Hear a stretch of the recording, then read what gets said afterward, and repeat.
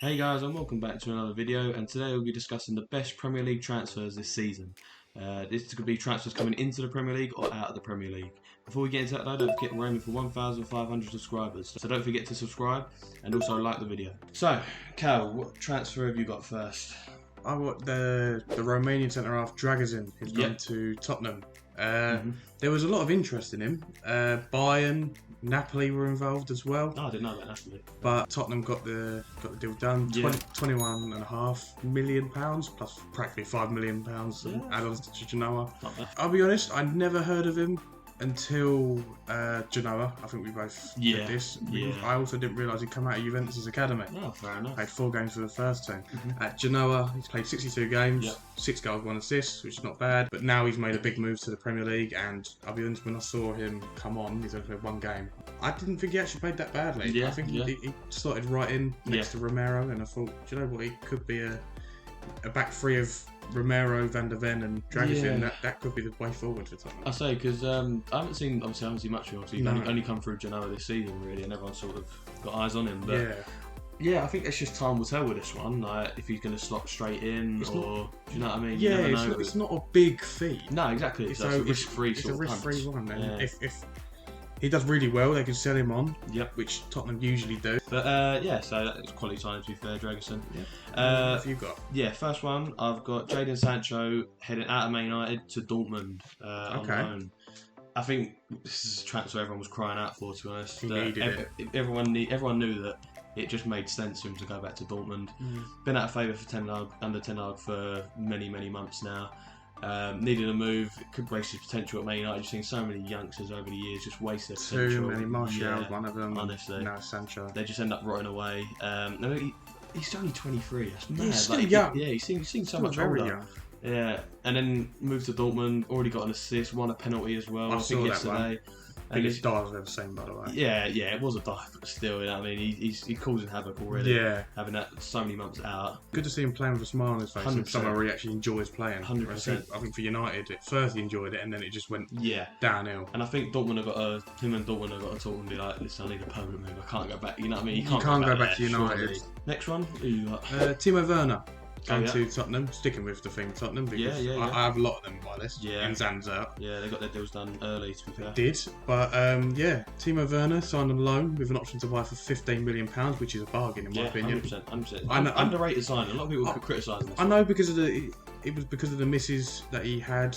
But you look at that, his stats for Chelsea was 23 goals, 21 assists. Yeah. You look at that, look at the misses, it could be a lot more. But then you go and look at 2 other German clubs he's played for. He'd come through Stuttgart's academy, 103 games, 14 goals, 11 assists. Which ain't bad, he was playing off the left there, wasn't he? Left mid, so that's not bad. In 2016, he got a €23 million move to Leipzig, where he got his name really. 213 games, 113 goals. 47 assists. That's mad, to be fair. I didn't realise the stats of that. And then he went to Chelsea for €53 million. Obviously, it didn't work out as well as everyone thought. There is that player in there. There is a player in there, and I think Ange can get that. Yeah, 100%. That player. I think he's already got an assist. I think it was Richarlison. He scored. Yeah. Man United. He's got bags of pace. Yeah. There is a finisher in him. It happened in the Bundesliga. Yeah. So we'll see what happens here. I think it should end up really well, and I think they will. Activate the buy option.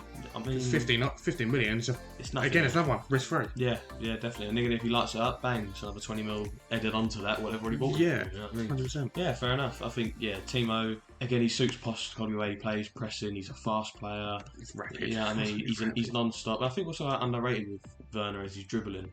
He causes havoc. Like, he does. Yeah. I remember the game against Real Madrid. It was like a thriller. It was like 4-2 or something. Yeah. Or something like that at the Bernabeu. And he was just running rings around him. One of the goals as well, like where he rounded the keeper, rounded another 2, and then just slots it into the bottom corner. And there is a player. Yeah, You can see just from that, there's a player in it. Yeah, exactly. So I'd like to see him do well at Tottenham as much as Tottenham ain't my favoured. Yeah, no, definitely not. Same here. No, but yeah. I went for my next one, Valentin Barco to Brighton. No, what? I haven't heard of him. It's an amazing signing, especially how low it is as well. 10 million euros. 10 million euros, yeah, £8 million. Yeah. And so many big clubs after him. Like City were linked with him for many weeks or months previous to this, And Liverpool apparently were interested as well, but Brighton end up getting it, and it just shows what a poor Brighton have now. You know what I mean? Yeah, they can develop a lot of players. Like you could talk of McAllister, Caicedo. Yeah. Look at what they're doing. Buonanotte, Yeah. João Pedro, how he revived his career. Exactly. Yeah. It's one of them. You go to Brighton, you're probably guaranteed to get your career revived or 100%. started. Yeah. So he's more of an attacking fullback as well, and he's actually suits Brighton down to a T. So you're right. They've only kept like 1 or 2 clean sheets. He's a left back. Left back. Oh, yeah. So, so that could essentially mean Estepinian. That's what I was going to get onto. I was going to say because that could be the end of Estepinian in the next few years. Like maybe they'll wait till Barco gets a year under. Because Estepinian is in his prime. He's like 27. And you see every now and again he gets linked to somewhere, or he does. But you think he's a really good player. He scores goals and Again, I think they picked up Villarreal for like 20 mil or something. Yeah, and they'll sell him for 40. Yeah, exactly. So he'll just slot straight in there. He started 7 times for Barco this season, got 2 assists, so he can't go forward. You know what I mean? From left back, that's decent. And I just think he can just pick up where Estepinian left off. But I went with Valentin Barco to Brighton. My next one, Fabio Silva to Rangers on loan. He joins the new manager Rangers have, Felipe Clement. It's his first signing. Obviously, I'll tell you a little bit about him. I think you might know he signed for Wolves, 35 million from Porto. Yeah. And if you look at what Wolves have done with him, not really that good even before then. No. So I think this move to Rangers will be a revival. 100%. Because the league's easy. Awful. You look at Rangers and Celtic, they're the only competition they have. Yeah. If he does well in that game, he can then maybe Rangers do go and buy him and he can try and excel his career. Yeah, you never know. Yeah, he's just, I don't know, like he's one of them ones again where you don't know what he is. Is he a target man? Is he a pressing because guy? he's quite tall. But that's what I mean. We don't know whether he has pace. Can he? By them stats, he can't finish. Yeah, I mean, Wolves have never been like a high scoring side anyway. No. It's hard to judge on him, but obviously he's had so much time there that surely you'd see a player by now. No, if you go through his Wolves stats in 72 games, 5 goals, 6 assists. Exactly. Granted, most of them are off the bench. Yeah, exactly. But even when he started, he just doesn't do much. And his only good scoring season was when he on his first loan to Anderlecht. Yeah, I mean, you see players explode in that league and then get a big move. Like you look at Odinson Edouard, he's exploded there. Got his big moves to the Premier League, Palace again. Obviously, he hasn't been great. Exactly. Yeah. But like he can use that as a stepping stone. If he does well.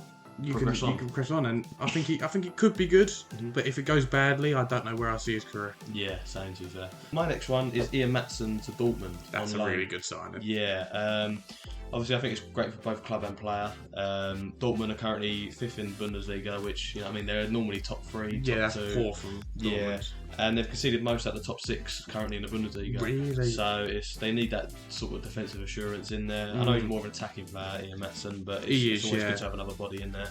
And he couldn't even get a game at Chelsea. Like if you look at even if that injury crisis there with Chilwell, James, you know what I mean? And he still didn't even get in. Exactly. He first played Levi Colwill at left back. But and then there's a team like Dortmund who will take him on. You can make your career in Germany. Yeah, exactly. Do what a lot of English players are now doing, going abroad and making a career for themselves. Yeah, definitely. So, he's on a massive contract at Chelsea. So it's whether he puts some money aside and goes, right, I want to focus on my career, or just sit on, going out on loan every year to other clubs. But he's obviously seen that potential at Burnley when he was at the Championship. He was class. But I think he should look for a permanent move, just like Sancho, like I said earlier in the video. I think it'd be great for him, as you said as well.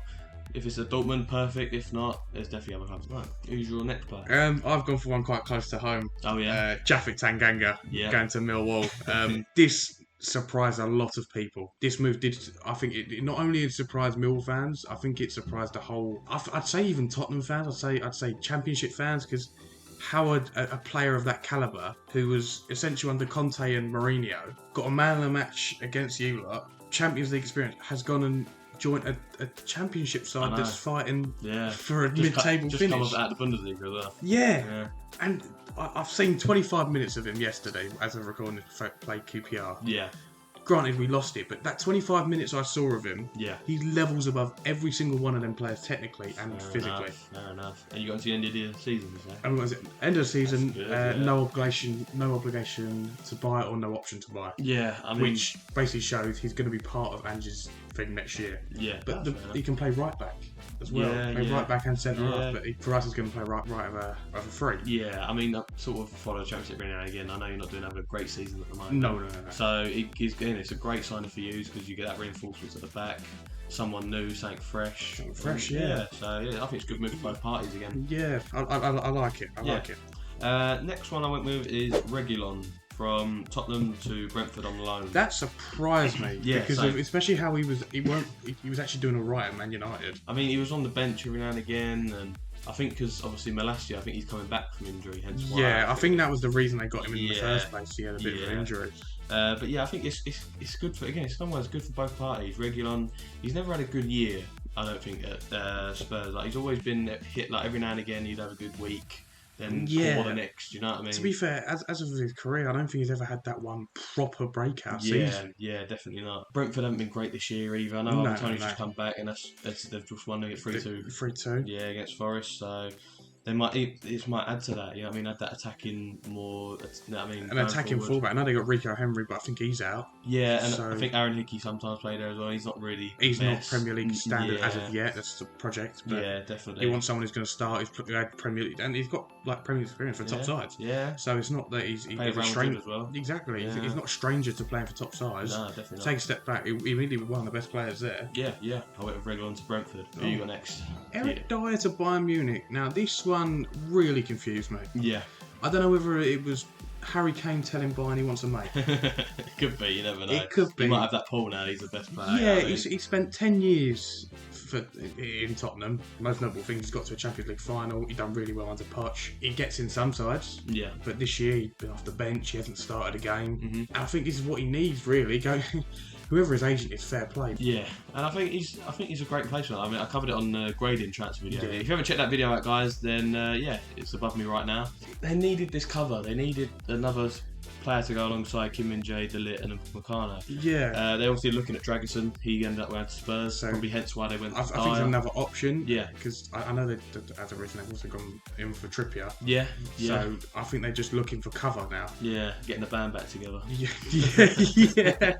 But so again, I think it's just another one where it's great for both parties. Bayern got their cover. Also, Dyer's off the wage bill at Spurs. I went with Brighton and Diaz for my last one to Sheffield United. God. As of recording today, he scored against West Ham. They've somehow got a 2-2 draw against West Ham. Ollie McBurney scoring the 90. I don't know, plus whatever minutes. Like, it's ridiculous. Yeah. But he's got that experience in the league, in Championship. Obviously not in the Premier League, but it's a good man to have in there. Someone who's been he's been at Copa Americas. He's been he's been in big stages, and I think it's a good signing. But I don't think it'll save their season. But it won't. No, it won't. If I look at him as a player, he's one of the top goal scorers in the Championship last year. Yeah. And that's playing left wing, which a lot of people get confused. He thinks he's a striker, especially because I heard of the commentators say today they're weird that he's playing on the left. That's where he plays. Yeah. He plays on the left a lot. Yeah. And that's how he actually got a hat trick in the final day. But he loves to cut in, shoot.